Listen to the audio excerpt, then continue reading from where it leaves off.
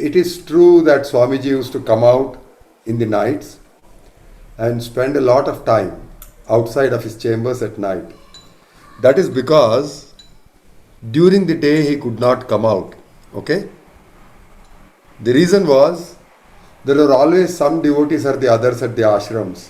I mean, you can take any ashram, whether it was Hyderabad ashram or Bangalore ashram or Adivarapeta ashram or Anantapur ashram.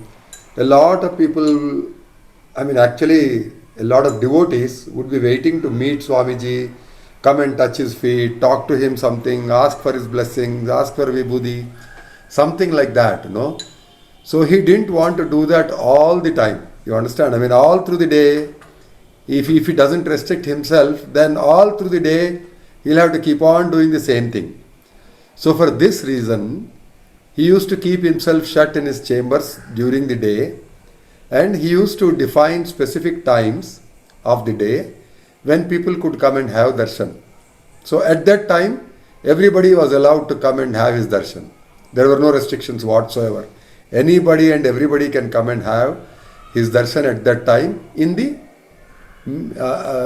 darshan hall at the Bangalore ashram. If he is at Adivarapeta also, there used to be a darshan room for that.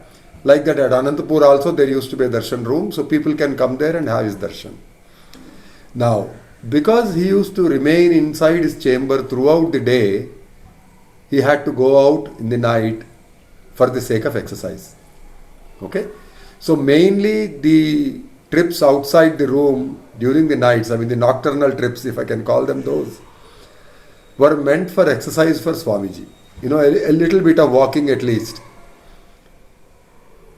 Besides that, I mean, besides the actual long walks that he used to take at night, especially at Dehradun ashram, he used to go for a long walk.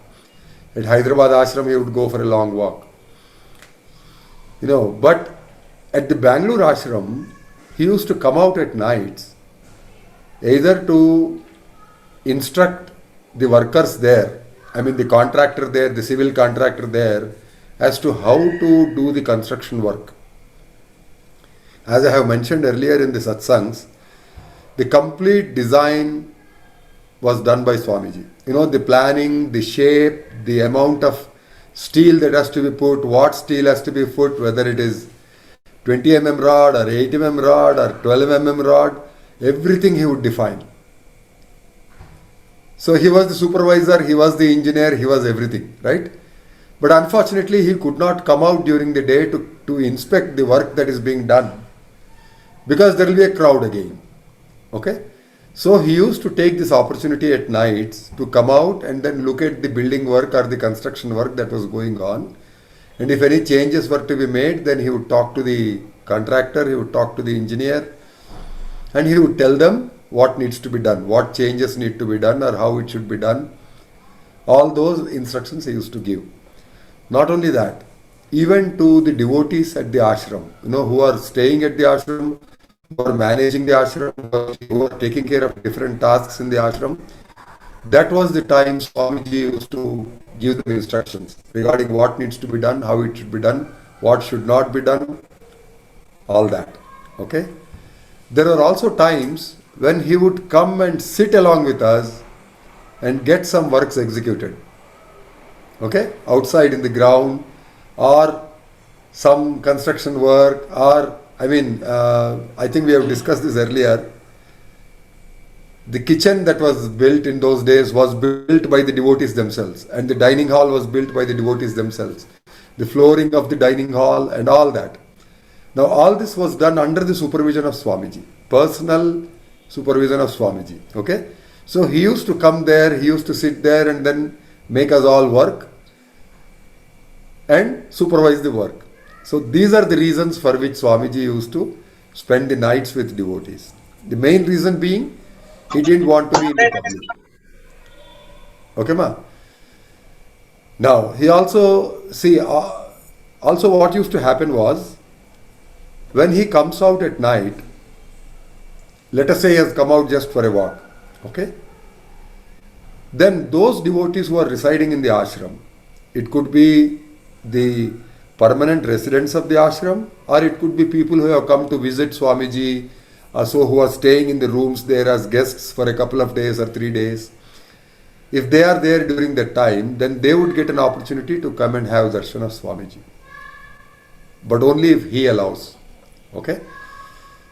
Now, so this was the reason he used to come out. And I can tell you for sure that he did not wake up anybody who was sleeping at that time. I mean, say for example, the ladies who used to work in the kitchen, they used to go and sleep early in the night. And he never disturbed them. He never used to call them back and to be with him or to do any work at that time. Okay, ma? Now let us come to the food part. The food part was actually fun part, okay? So there is no particular reason behind it, except that Swamiji loved giving out prasad, feeding people, feeding his devotees. So he used to do that all the time, okay? And then most of the time what he used to do was, whatever snacks or food was available in his room, he would ask only that food to be fed to the devotees during the night darshans, okay?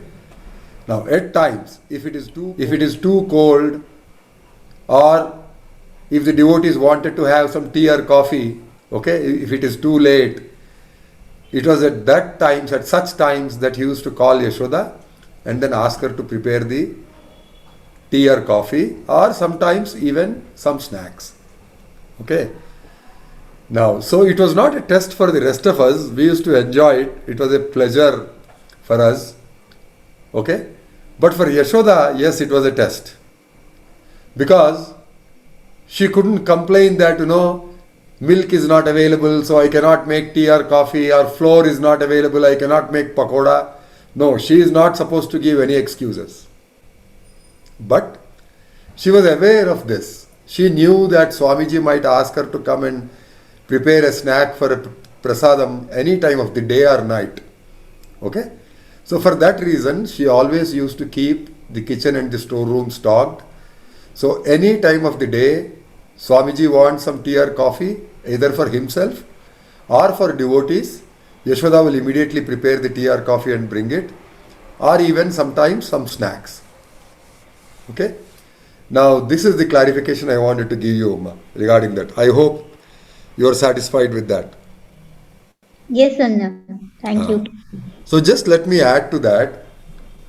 Swamiji used to tell me that yogis take rest during the day. Like, all the rest of us, we work during the day, right?